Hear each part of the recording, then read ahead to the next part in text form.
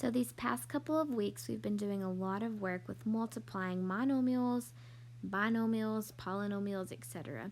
So now we're going to actually go backwards, and instead of multiplying, we're going to factor. But before we can start factoring, we need to go over the greatest common factor. So let's take a look at this very first problem. We want to find the greatest common factor of 6 and 9g cubed. So let's just start with 6 and 9, just to go over some factors again, what factors even mean.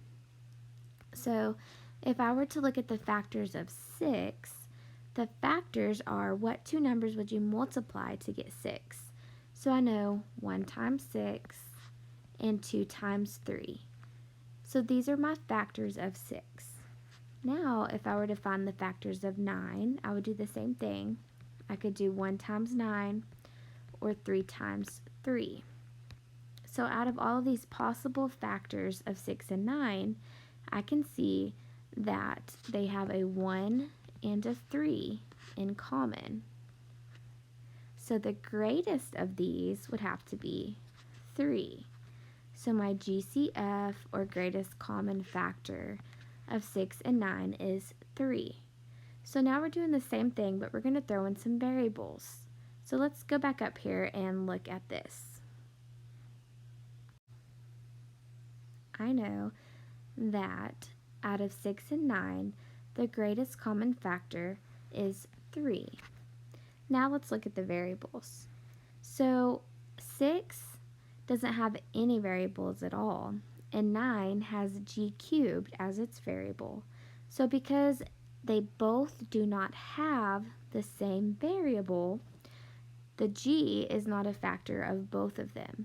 So my answer would solely just be 3 as the greatest common factor of 6 and 9g cubed. Alright, let's take a look at another example. So this time I'm looking at 6m cubed and 3m squared. Let's start with 6 and 3. So we have to figure out, well, what's the greatest number that would divide evenly, or that is a factor of 6 and 3? Well, I know that 3 would go into both 6 and 3. So 3 is my number that would be my greatest common factor of both 6 and 3. Now let's take a look at the m's. Remember, if I were to expand this out, m cubed would mean I have 3 m's, and m squared would mean that I have 2 m's. So the greatest common factor of both of them, since they both have at least 2 m's in common, would have to be m squared. Okay? When you're working with variables, you have to choose the variable that they all have the same amount of. Okay? They can have more, but they have to have at least that amount of variables for each term. For this problem, we want to find the greatest common factor of 14, 10b, and 17b cubed. So let's just start with the numbers. What numbers would divide into 14, 10, and 17 evenly? And out of those numbers or factors, what is the greatest one that they have in common? So if you're a little stuck, we could just do list out the factors of 14. So I know the factors of 14 are 1 and 14, and 2 and 7. The factors of 10 are 1 times 10 and 2 times 5. And then 17, well, it looks like it's prime because the only two factors are 1 and 17. Remember, a prime number is whenever you can only multiply it by itself and 1. So out of all of these factors, the only number that they all three have in common is 1. So the greatest common factor just has to be 1. Now let's look at the variables. So we're seeing out of the variables, what is the most that they have in common? Well, 14 doesn't have any b's at all. 10 has 1 b, and then 17 has 3 b's. So since they do not all have a b, they don't all have a b in common. So the only factor they have in common is 1, and that's okay. So if they don't have anything else, your answer would just be 1.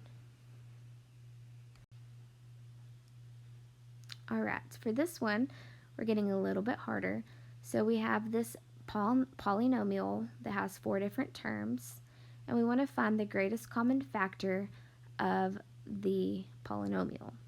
So let's look at 12v to the 10th, 24v to the 9th, 36v to the 8th, and 3v to the 7th. So let's just start with the coefficients, the numbers in front. 12, 24, 36, and 3.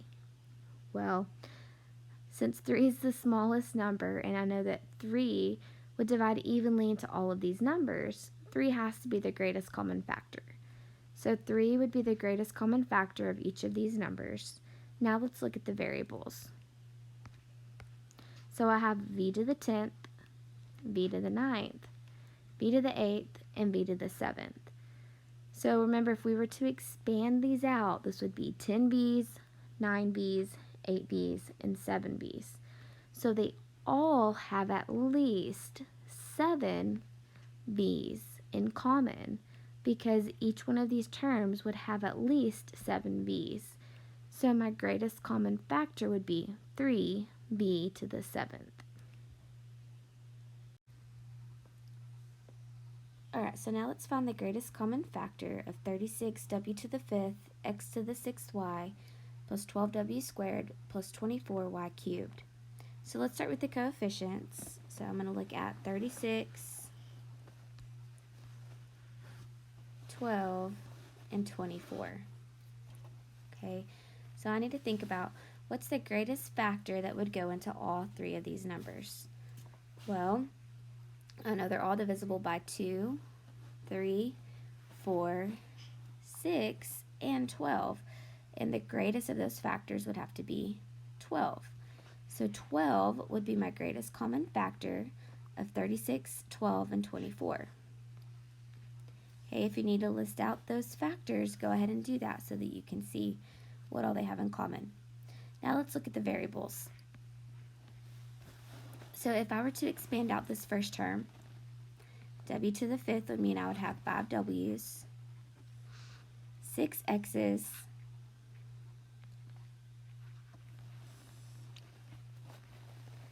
and 1 y. Kind of ran out of room there.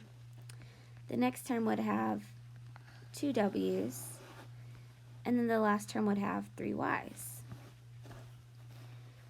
So even though the first term has w, x's, and a y, the middle term only has w's, and the last term only has y's.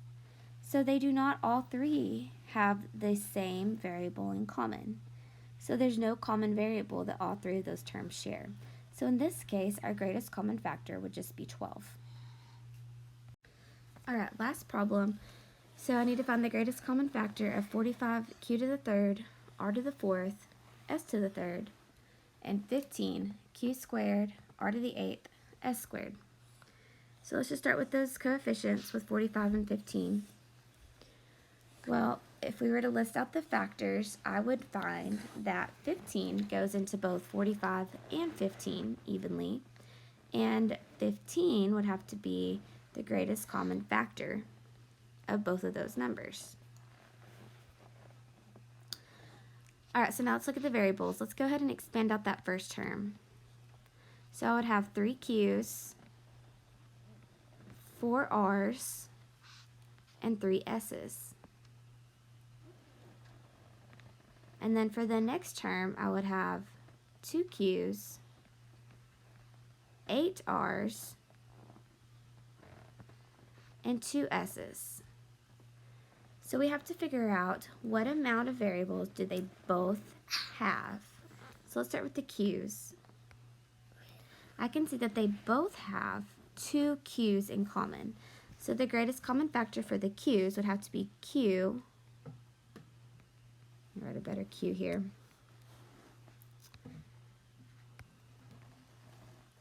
To the 2nd power. okay, because they both have at least 2 q's.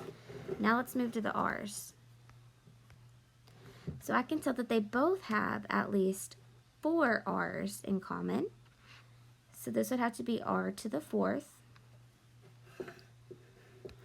And then the last one, s, they both have at least 2 s's in common. So my last variable would be s to the 2nd power. Alright, so the final answer would be 15 q squared r to the 4th s squared. Alright, that's it for this lesson. Please let me know if you have any questions.